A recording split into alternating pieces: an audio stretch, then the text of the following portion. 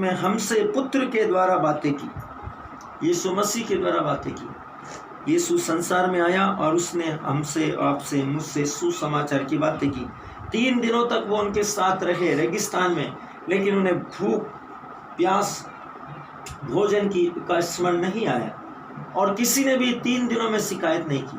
मेरे प्रियो, यह बहुत अद्भुत है। शास्त्र वचन कहता है, परमेश्वर का वचन कहता है, जिसने उसे सारी वस्तुओं का वारिस ठहराया, उसी के द्वारा उसने सारी सृष्टि की रचना की, वह यीशु था। यीशु मसीह ने विश्व को बनाया है।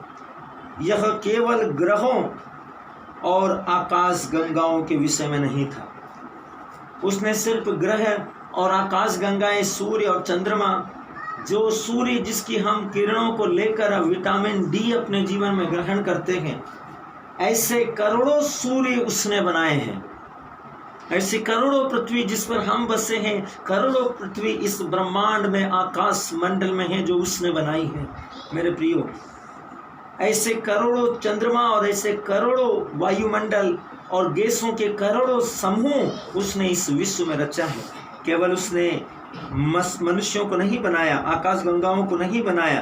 परमेश्वर का वचन कहता है, सर्वशक्तिमान का वचन कहता है, उसने मनुष्यों के जीवनों के समय ऋतुओं को भी बनाया। आपको और मुझे जिंदा रहने के लिए उसने तरह तरह के मौसम बनाए। उन मौसमों के द्वारा उसने, बाइबल के अनुसार उसका वचन कहता है, 1 यूहन्ना अध्याय 1, संत यूहन्ना का सुसमाचार अध्याय 1 वचन 14 में वचन कहता है, वचन देहधारी हुआ और हमारे बीच में रहा। उसने मनुष्यों के लिए मौसम बनाए और इस सृष्टि में स्वयं मनुष्य बनकर हमारे बीच में रहा।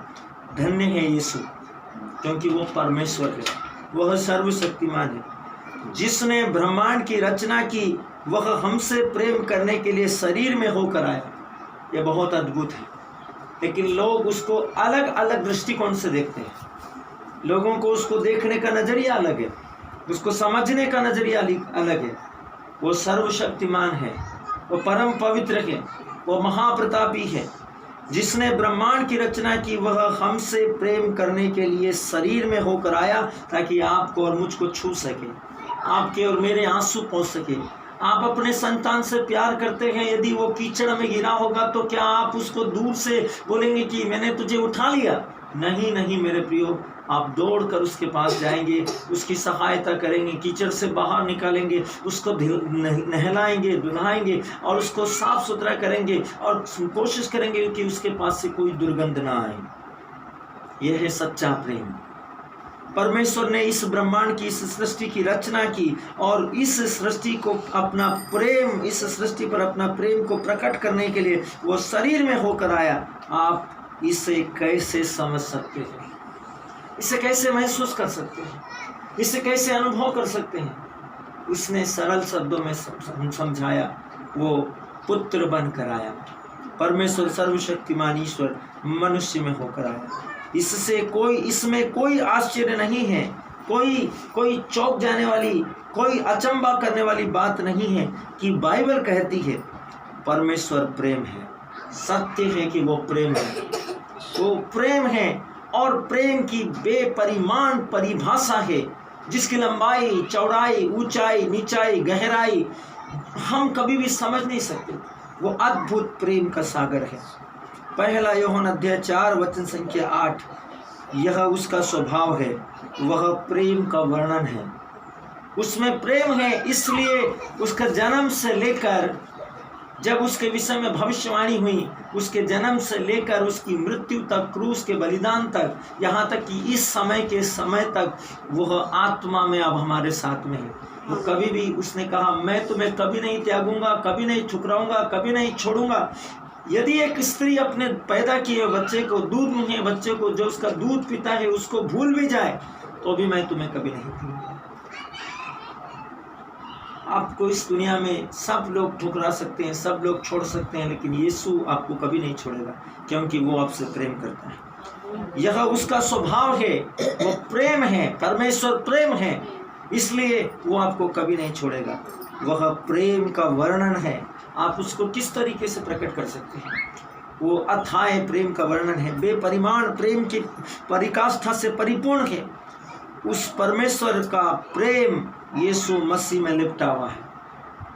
यदि आप परमेश्वर के प्रेम को महसूस करना चाहते हैं तो यीशु के जीवन को देखिए।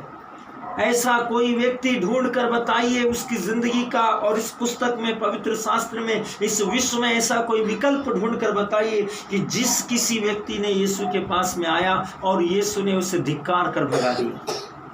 मेरे प्रियो, उसने किसी का भी तिरस्कार नहीं किया, ना तो इस युग में जब वो सृष्टि में शरीर में था, ना उस युग में जब वो इस सृष्टि में आत्मा में था।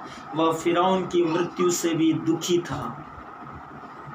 वो किसी का भी सर्वनाश नहीं होने देना चाहता है। परमेश्वर का वचन कहता है वो अत्यंत सहनशील, नम्र और दीन है। वो विलंब से क्रोध करता है। लोग उस पर इसलिए श्रद्धा रखते हैं कि वो पापों को क्षमा कर देता है। उदाहरण उसने पश्चाताप डाकू को दिया है क्रूस पर। ये एक चिन्ह था जो आपको और मुझको सिखाने के लिए काफ़ी है कि कैसे पश्चातापी डाकू जो जीवन भर हत्याएं, व्यभिचार, मर्डर और कई प्रकार के गलत आपराधिक प्रकरणों के कारण अपने पापों की वजह से क्रूस पर थे। बाइबल कहती है कि पाप का वेतन तो मृत्यु है। उसने जो किया था उसके कारण उसको मृत्यु मिलना अनिवार्य थी। उसका वेतन तो मृत्यु थी, लेकिन उसके बावजूद भी जब वो क्रूस पर उसके साथ था, जब वो उसकी उपस्थिति में उसके साथ था और उसने उसके स्वभाव में देखा और महसूस किया कि इसमें कुछ ऐसा है जो हम में नहीं है, तब दोनों डाकुओं में से एक ने उससे कहा कि हे प्रभु, जब तू अपने राज्य में आए तो मुझे याद रखना। उसने कहा कि आज ही तुम मेरे साथ स्वर्ग राज्य में होंगे। उसने ये नहीं कहा कि तुमने तो ये किया, तुमने तो वो किया, तुमने तो हत्याएं की, तुमने तो मर्डर किया, तुमने तो व्यभिचार किया। उसने नहीं पूछा, क्योंकि वो प्रेम करता है, हर एक व्यक्ति से प्रेम करता है, असीमित प्रेम करता है, सीमा से परे प्रेम करता है। मेरे प्रियो, आप उसके पास जब आते हैं तब वो उसी प्रेम से आपको स्वीकार करता है जिस प्रेम के अभाव में आप इस पाप के प्रभाव में भटक रहे हैं इस विश्व में। परमेश्वर सर्वशक्तिमान ईश्वर कहता है, वचन बताता है, इसमें कोई आश्चर्य की बात नहीं कि बाइबल कहती है परमेश्वर प्रेम है। पहला यूहन्ना अध्याय 4 वचन 8, यह उसका स्वभाव है कि वह प्रेम है, वह प्रेम का वर्णन है। परमेश्वर का प्रेम यीशु मसीह में लिपटा हुआ है। मैं यीशु से कितना प्रेम करता हूँ, वह स्वर्ग का प्रकाश और सुंदरता है। जब आप उससे प्रेम करते हैं तब स्वर्ग का प्रकाश और स्वर्ग की सुंदरता आपके अंदर आती है। यह आपके स्वभाव में आकर आपको बदल देती है।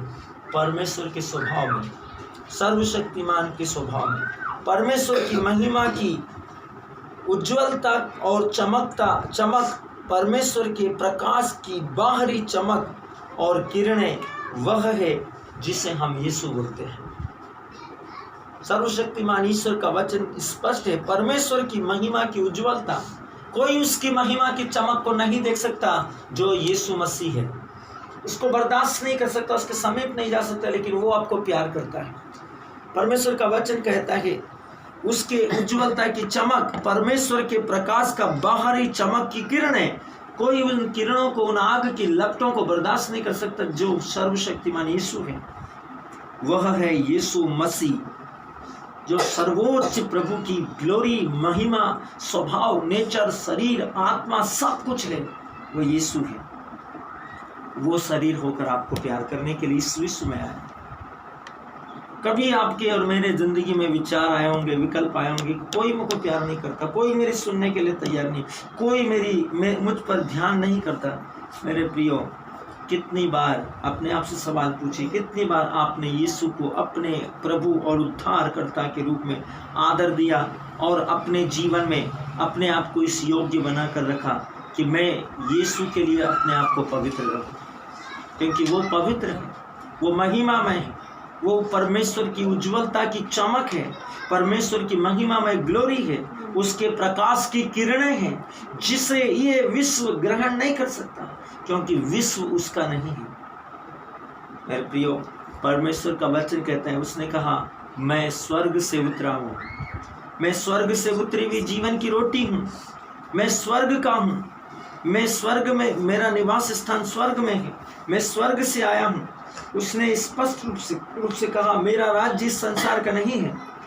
उसने कहा, तुम जो मुझसे प्यार करते हो तुम भी इस विश्व के नहीं हो, जैसे मैं इस संसार का नहीं हूँ। तुम जो मुझ में विश्वास करते हो तुम भी इस विश्व के नहीं हो। यदि उसने आपको भी कहा है कि तुम भी ज्योति हो जैसे मैं ज्योति हूँ, तो आपको समझ में आना चाहिए कि उसने आपको अपना संपूर्ण जीवन, अपना सब कुछ दे दिया है। आपको, मुझको, हमें से हर एक को अपना सब कुछ दे दिया है।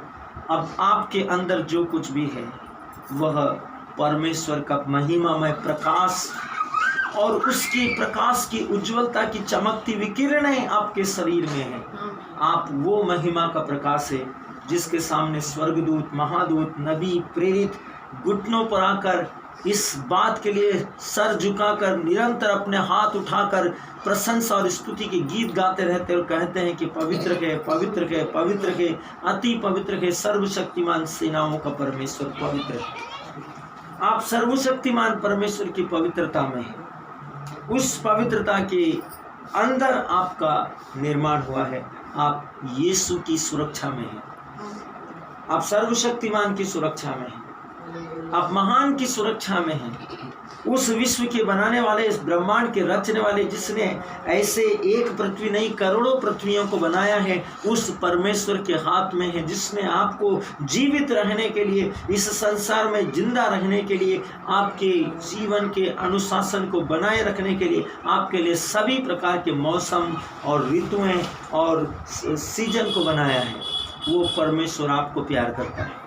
आप उस परमेश्वर की समानता में, ये बहुत अद्भुत है। कभी आपने सोचा है कि आप इस विश्व में क्या हैं?